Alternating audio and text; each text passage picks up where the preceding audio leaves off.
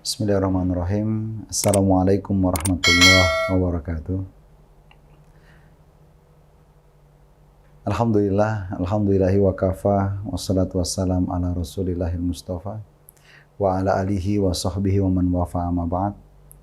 Asyhadu an la ilaha illallah wahdahu la syarikalah wa asyhadu anna Muhammadan abduhu wa rasuluh la nabiyya ba'dah. Pemirsa Ngopi Slow dimanapun Anda berada, setelah sekian lama, akhirnya kita bertemu kembali di Ngopi Slow ini, ngobrol perkara Islam, dengan santai. Kali ini kita akan membahas sebuah kisah, di mana kisah ini akan kita bisa ambil hikmahnya. Apa kisahnya? Suatu ketika dikisahkan ada sebuah kerajaan, di mana kerajaan ini punya peraturan yang berbeda dibanding kerajaan yang lainnya. Apa peraturannya? Peraturan pertama yaitu seluruh warga, seluruh masyarakat itu boleh menjadi raja. Berhak menjadi raja. Jadi peraturan pertama yaitu seluruh warga. Di mana kalau kita tahu kerajaan dimanapun pastinya ketika pemilihan raja itu mesti dari keturunan raja tersebut. Tapi kerajaan ini unik. Seluruh warganya boleh menjadi raja. Tapi ada syaratnya. Apa syaratnya? Yang pertama, masa jabatannya ini hanya 5 tahun. Tidak boleh lebih. 2 periode apalagi 3 periode tidak boleh. Maka setelah 5 tahun dia wajib turun. Dan syarat yang kedua, setelah 5 tahun itu dia wajib turun, kemudian dia akan diasingkan ke sebuah pulau, di mana pulau itu berisi banyak sekali hewan buasnya. Maka mulailah kisah ini. Adalah seorang laki-laki yang dijadikan raja. Ketika dijadikan raja, apa yang terjadi? Ternyata Masya Allah. Karena dia tahu jabatannya hanya 5 tahun. Dia gunakan 5 tahun ini untuk berfoya-foya, untuk berhura-hura. Dia habiskan 5 tahun ini untuk foya-foya, untuk hura-hura. Dia gunakan semuanya. Dia buat itu perhelatan A, B, C, D. Dia buat itu juga acara A, B, C, party A, B, C. Semuanya dilakukan untuk apa? Untuk hura-hura semata. Untuk happy-happy semata. Setelah 5 tahun, turun dari tahta. Dia dikirimkan ke pulau yang penuh dengan hewan buas. Kira-kira pemirsa, akankah raja ini kembali? Pastinya tidak. Kalaupun kembali, paling balik nama. Yang tadinya titel di belakang, jadi titel di depan, jadi almarhum. Habis dia. Selesai raja pertama, kemudian jadilah. Masih ada orang yang mau jadi raja. Maka jadilah pemuda kedua atau laki-laki kedua ini jadi raja. Ketika jadi raja, karena tahu dia hanya 5 tahun jabatannya, apa yang dia lakukan? Dia habiskan 5 tahun ini hanya untuk mengumbar syahwatnya. Dia kumpulkan wanita-wanita yang cantik-cantik, dia kumpulkan, dia umbar syahwatnya. Dia adakan pesta miras, dia adakan untuk syahwat, dan terus syahwat semata. 5 tahun habis untuk syahwat. Selesai 5 tahun turun dari jabatannya, dia dikirim ke salah satu pulau yang isinya penuh dengan hewan buas. Kira-kira akankah dia kembali? Pastinya tidak. Habis dia. 2 raja selesai. Akhirnya tidak ada lagi yang mau jadi raja. Tidak ada lagi yang menjadi raja. Sampai suatu ketika datanglah seorang pemuda dari desa terpencil dari wilayah kerajaan tersebut. Datang pemuda itu, dia bertanya, datang ke pusat pemerintahan, dia bertanya, kenapa ini tidak ada raja? Ada warga yang mengatakan, kan Anda tahu di sini peraturannya unik. Semua boleh jadi raja, tapi syaratnya dua.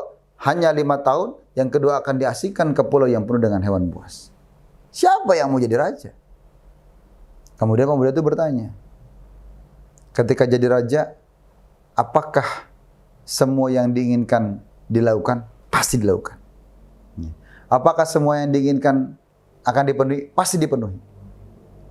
Maka akhirnya setelah pikir-pikir, pemuda itu akhirnya memutuskan, oke, saya siap jadi raja. Jadilah pemuda ini raja, ya. Apa yang dilakukan? Karena tahu hanya 5 tahun jabatan dia, apa yang dilakukan? Tahun pertama, dia kumpulkan pasukan-pasukan terbaiknya. Dia kumpulkan panglima-panglima terbaiknya. Untuk apa? Apa untuk perang? Tidak ada. Ketika itu tidak ada perang. Semua damai. Tapi apa yang dilakukan? Dia kumpulkan itu bala tentaranya, dia kumpulkan orang terbaiknya. Untuk apa? Dikirimkan ke pulau tadi, tugasnya satu. Apa? Bunuh seluruh hewan buas yang ada di pulau itu. Habiskan. Tanpa terkecuali. Tanpa terkecuali. Berapa lama? 1 tahun. Tahun pertama. Masuk tahun kedua. Tahun pertama selesai, masuk tahun kedua. Apa yang dia lakukan? Tahun kedua, dia kumpulkan orang-orang terkuatnya. Algojo terbaiknya. Karena memang tidak ada kerjaan algojonya. Ya. Dia kumpulkan orang terkuatnya. Untuk apa? Dikirimkan ke pulau yang tadi. Pulau yang penuh dengan hewan buas tadi. Untuk apa? Bersih-bersih. Berapa lama? 1 tahun. Bersihkan semuanya. Pohon-pohon yang tadinya mungkin agak sedikit menakutkan, dibersihkan, dirapikan. Ya. Berapa lama? 1 tahun. Lahan-lahan yang kurang baik, kurang rapi, dirapikan, dibersihkan. 1 tahun. Tahun kedua. Tahun kedua selesai. Ya, masuk tahun ketiga, apa yang dilakukan oleh raja tersebut? Dia kumpulkan arsitek terbaiknya. Masuk tahun ketiga, kumpulkan arsitek terbaiknya. Dia kumpulkan tukang-tukang terbaiknya. Apa perintahnya? Dia kirimkan ke pulau tadi. Untuk apa? Membangun istana di pulau tersebut. Istana terbaik, istana terbaik. Berapa lama? 1 tahun. Tahun ketiga. Tahun ketiga selesai, masuk tahun keempat. Apa yang dilakukan oleh pemuda ini? Dia kumpulkan petani-petani terbaiknya, dia kumpulkan tukang-tukang kebun terbaiknya, dia kumpulkan ahli-ahli irigasi terbaiknya. Untuk apa? Dikirimkan pulau tersebut. Untuk apa? Bercocok tanam, membuat irigasi yang terbaik. Dia rapikan semuanya. Masya Allah. Tahun keempat. Berapa lama? 1 tahun. Selesai tahun keempat, masuk tahun kelima. Apa yang dilakukan oleh pemuda ini?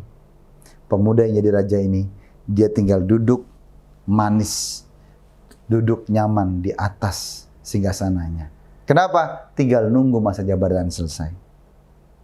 Sampailah timing keepernya datang, disampaikan, wah raja, udah selesai 5 tahun nih. Turun.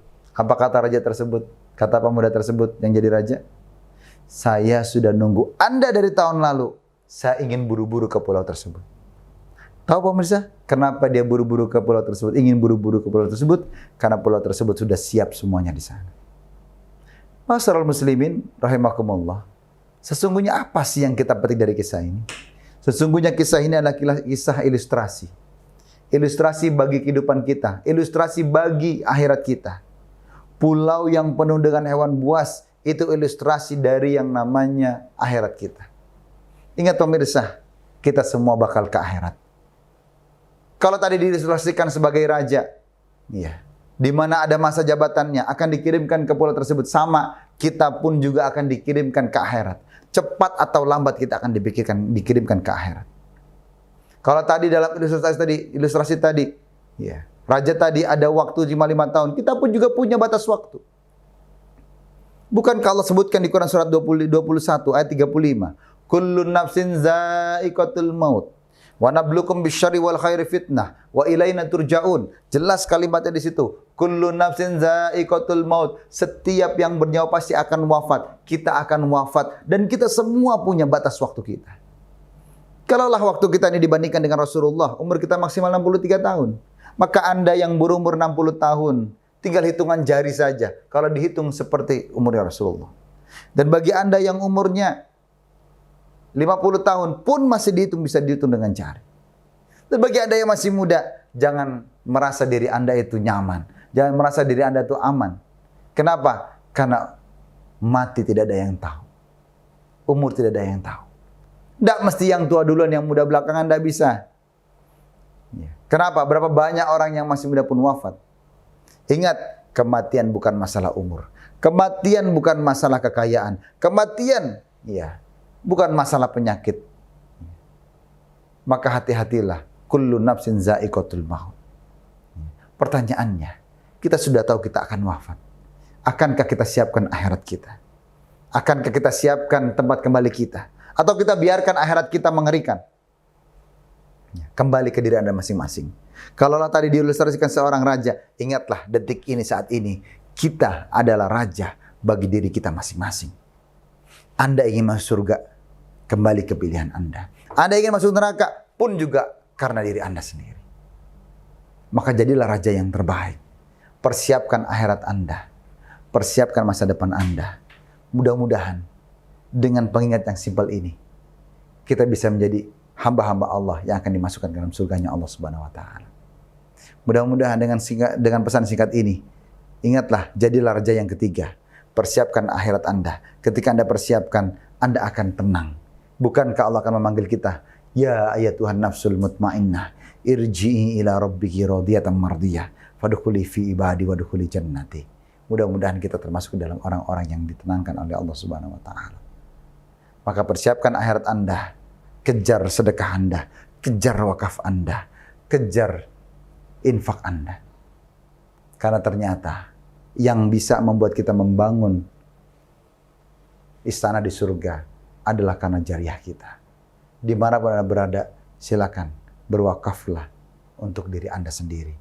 Ingat, ketika Anda berwakaf, Anda tidak menolong institusi tersebut, tapi sesungguhnya ketika Anda berwakaf, Anda menolong diri Anda sendiri. Mudah-mudahan kita termasuk ke dalam hamba-hamba Allah, ahli wakaf, ahli sedekah, ahli infak. Mudah-mudahan Allah berkahi rezeki kita, Allah berkahi amal ibadah kita, dan mudah-mudahan kita dipersatukan bersama Rasulullah di surganya Allah Subhanahu wa taala, di dalam istana yang Allah bangunkan untuk diri kita semuanya. Allahumma amin. Aku qouli hadza wa astaghfirullah li wa lakum. Terima kasih. Mohon maaf bila ada salah kata, salah perbuatan. Subhanakallahumma wa bihamdika asyhadu an la ilaha illa anta astaghfiruka wa atubu ilaik. Wassalamualaikum warahmatullahi wabarakatuh.